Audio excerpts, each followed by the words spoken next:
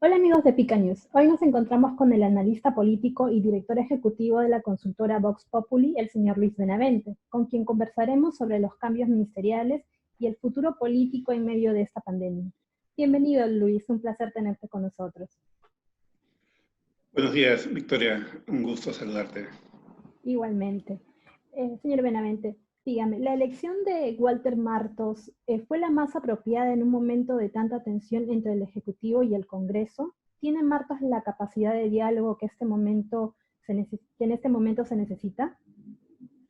Bueno, Martos ha comenzado con buen pie, creo. Ayer ha dicho varias cosas. Dos de ellas yo las rescataría como cosas fundamentales, muy válidas, muy apropiadas, muy para el momento. Uno ha dicho que sería un absurdo mantener un enfrentamiento con el Congreso. Bueno, el país requiere eso, requiere diálogo. Eh, yo he observado que quien ha iniciado el enfrentamiento entre el Ejecutivo y el Legislativo ha sido básicamente el Ejecutivo. El presidente constantemente ha descalificado al Congreso de muchas formas. Y lo que ocurrió hace 2 o 3 días con la reacción del presidente del Congreso fue una reacción natural, normal, que en realidad había sido provocada por el Ejecutivo. A pesar que eso ponía al país en o que eso se daba, esas declaraciones se daban tras una situación en la cual el país se ponía en un estado complicado de cara a la recuperación, tras no dar el acuerdo, el voto de confianza a un presidente del Consejo de Ministros, que fue más un rechazo al gobierno que a Pedro Cateriano. En ese contexto, mira, cualquier figura que surja va a tener a quienes la apoyen y quienes se opongan. Entonces, en el caso del señor Martos, yo creo que uno ha dicho que no es de la idea de continuar con este enfrentamiento y creo que eso va bien en el marco de un diálogo constructivo, real, que el Perú necesita.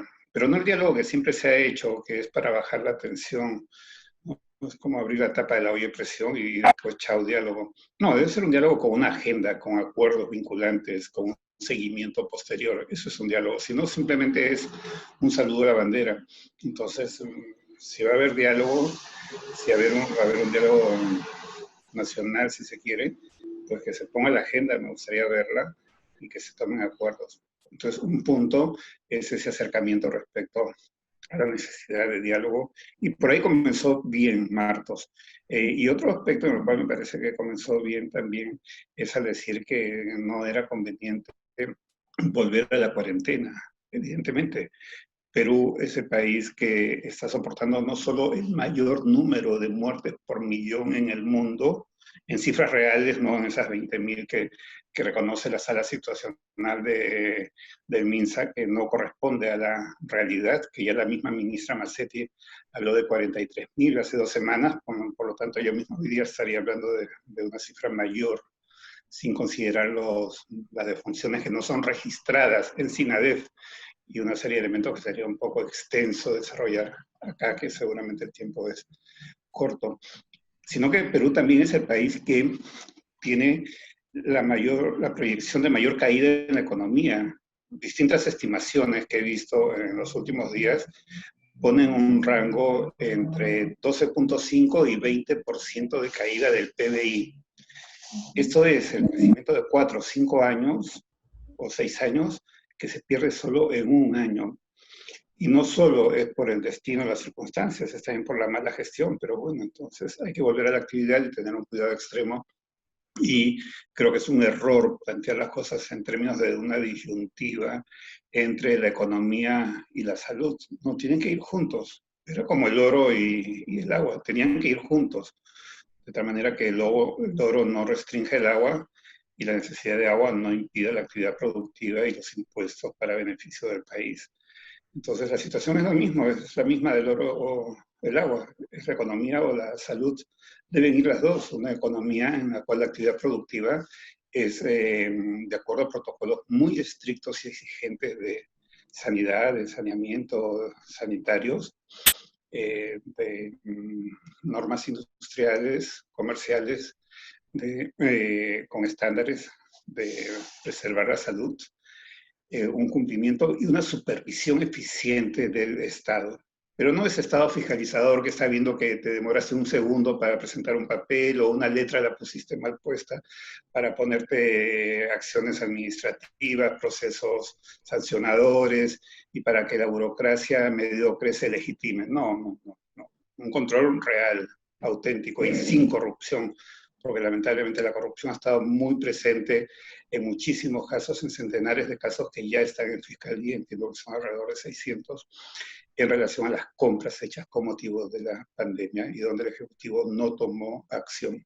Es más, el presidente dijo que la Fiscalía y la Contraloría hagan sus trabajos, o sea, se lavó las manos olímpicamente cuando él, dentro del Ejecutivo, tenía que liderar esta campaña por la transparencia. Eso es algo que el presidente va a tener que explicar un día porque se le ha dejado pasar muchas cosas. Pero bueno, el tema es ese, ¿no? El Perú está muy afectado en su economía y es necesario la recuperación económica, el trabajo productivo bajo normas estrictas de saneamiento que hagan preservar la salud y que haya un equilibrio entre las dos cosas. Creo que ahí hay dos puntos en los cuales el Premier ha comenzado bien su gestión. Justo en lo que usted acaba de decir, en los muertos que tenemos y en cómo está ahorita nuestra economía, ¿cree que este gabinete vaya a conseguir el voto de confianza del Congreso? A ver, yo creo que la confianza del Congreso, en el caso cateriano, no fue hacia Cateriano, fue principalmente hacia el gobierno.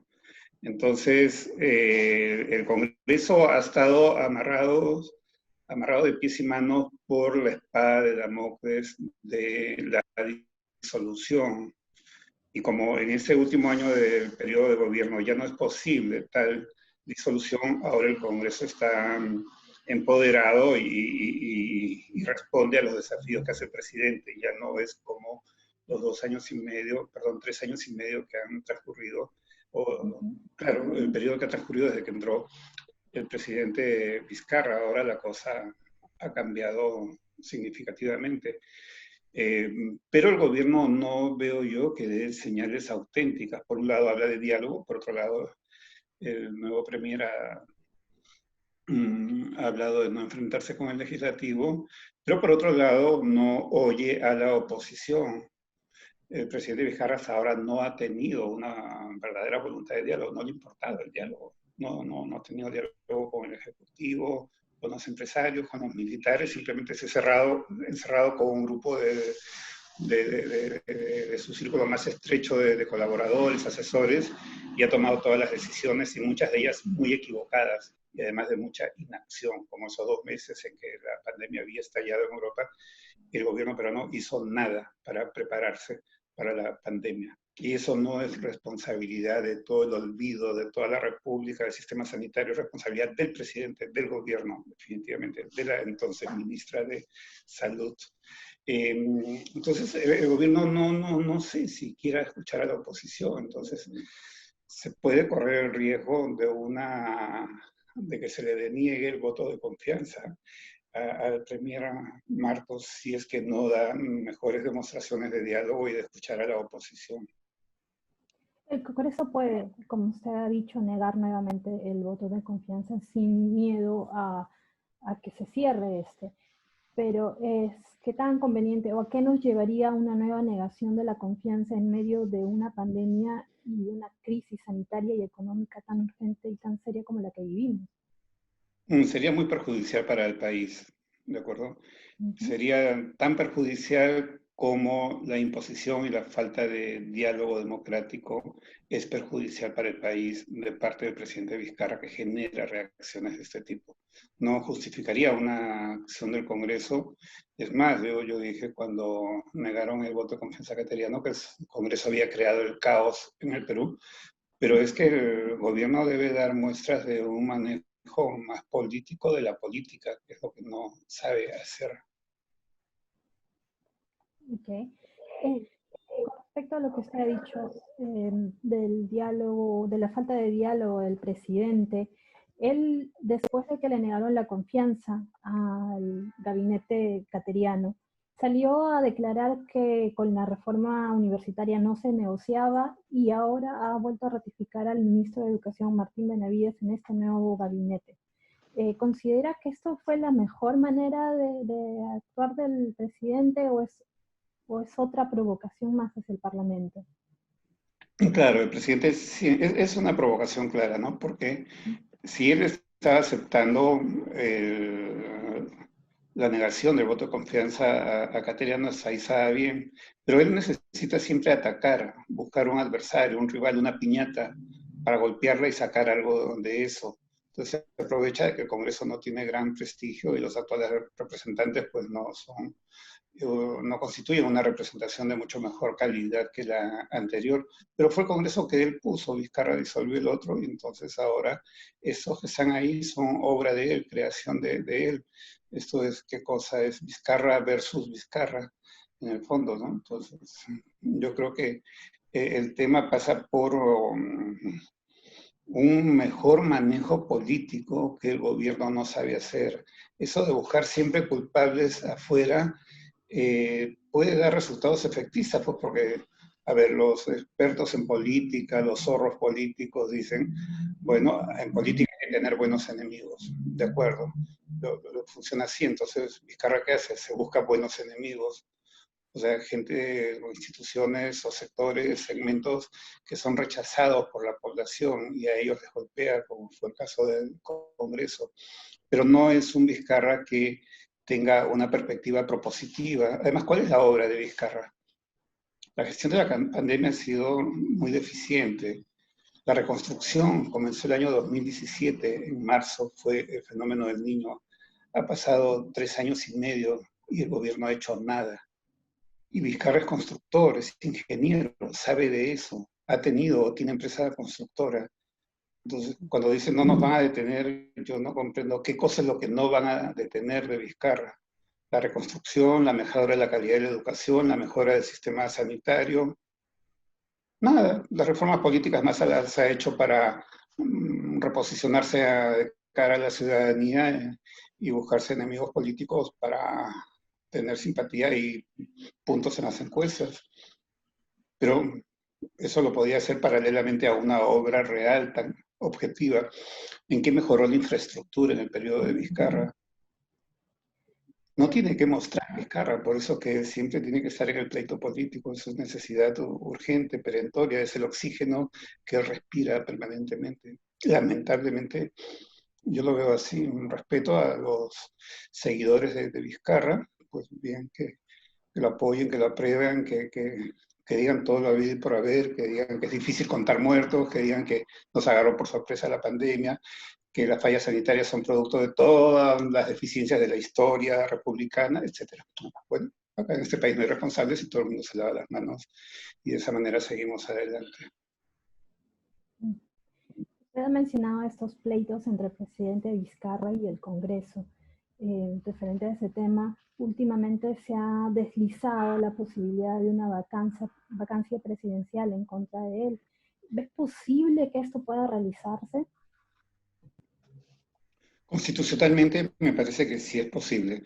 Más válida sería la opinión de un constitucionalista, de un abogado que entienda de derecho constitucional. Me da la impresión que sí, porque podrían encontrar causales de vacancia moral, tal vez, y la moral es algo tan relativo. Creo que definir qué es la moral es todo y es nada, es tan ambiguo ese concepto, que pudieran encontrarlo y si tienen mayoría lo demuestran y se tumban a Vizcarra, ¿no? Definitivamente no sería lo mejor para el país. No sería lo mejor para el país. Lo que hay que hacer es que el presidente intentara, que el presidente entienda que debe tomar decisiones escuchando un poco más a los distintos sectores del país y no solo encapsulado con sus amigotes, ¿no? Y tener una actitud un poco más democrática y real, auténtica, ¿no? Porque al final de cuentas las cosas no se sostienen, como fue el tema de los muertos. Y esa historia en Vox Populi, la consultora que yo dirijo, la conocemos muy bien, porque desde marzo hablamos de su registro y hemos hecho varios estudios donde hemos demostrado contundentemente que el número de muertos ha estado a fines de julio en 50.000, pero de una manera contundente como que 2 más 2 es 4. quienes quieren ver que o quienes quieren que les demuestren que 2 más 2 es 4, ahí están nuestros estudios, clarísimo, ¿no? Pero que eso no se sostiene. Y así como eso, hay otras cosas que la población ya no cree. Por eso es que Vizcarra está perdiendo espacio popular, que tenía bastante de eso, por haber disuelto el Congreso principalmente. ¿Cree que una respuesta a esta posible o este rumor de vacancia presidencial sea el hecho de que él haya puesto 3 militares integrando este nuevo gabinete, incluyendo al primer ministro? Puede ser, creo que sí. Creo que hay un mensaje tácito ahí, que es el respaldo militar al presidente en las actuales circunstancias. Creo que sí, es muy claro lo que dices. Estaría de acuerdo totalmente contigo, Victoria. ¿No? Hay un mensaje de respaldo de las Fuerzas Armadas. Es como quien dice, mira, conmigo no te metas, porque a mí me apoyan las Fuerzas Armadas que tienen la fuerza. Por eso son Fuerzas Armadas, ¿no? Creo que ese mensaje está ahí bastante claro. De acuerdo. Quedan menos de 9 meses para las elecciones presidenciales de abril del 2021. De aquí a esa fecha, ¿qué es lo que nos espera? ¿Qué futuro podemos prever o esperar con esta pandemia y con lo que se ha visto hasta ahora? Bueno, aparentemente va a continuar la inestabilidad política. Hay 2 temas fundamentales en la agenda. El país sigue en realidad una agenda mucho más frondosa con muchísimos temas, pero hay 2 temas centrales, que es la lucha contra la pandemia y la recuperación de la economía y del trabajo, el empleo formal e informal. Y eso tiene que ser lo prioritario. Por otro lado, nos quedan 8 meses, en realidad 8 meses y 4 días, creo, para la elección presidencial del 11 de abril del 2021. Estamos con una agenda electoral, digamos, atrasada, hay alguna incertidumbre, aparentemente no habría elecciones primarias, el cumplimiento de las nuevas normas electorales tendría que ser interpretado y resuelto por las instituciones electorales, especialmente el Jurado Nacional de Elecciones, que es el ente jurisdiccional en materia electoral en el país. Y una campaña pues muy diferente, ¿no? Porque es una campaña donde el contacto físico se va a reducir, ya no va a haber tantos paseos, caminatas por calles, plazas, mercados, terminales, etcétera, de los candidatos y mítines públicos, muy probablemente. Y también es una campaña donde no va a haber publicidad en radio y televisión, lo cual va a exigir un mayor movimiento en las redes, pero sabemos que solo el 60% de la población en Perú tiene acceso a Internet.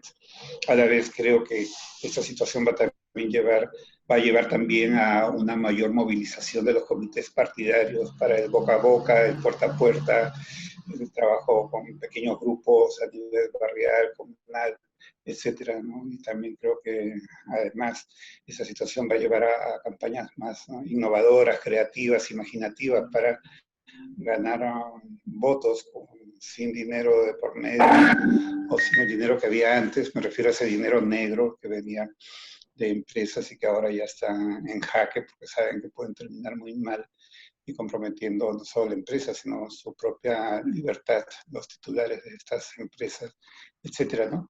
Y nos espera pues un poco más de inestabilidad.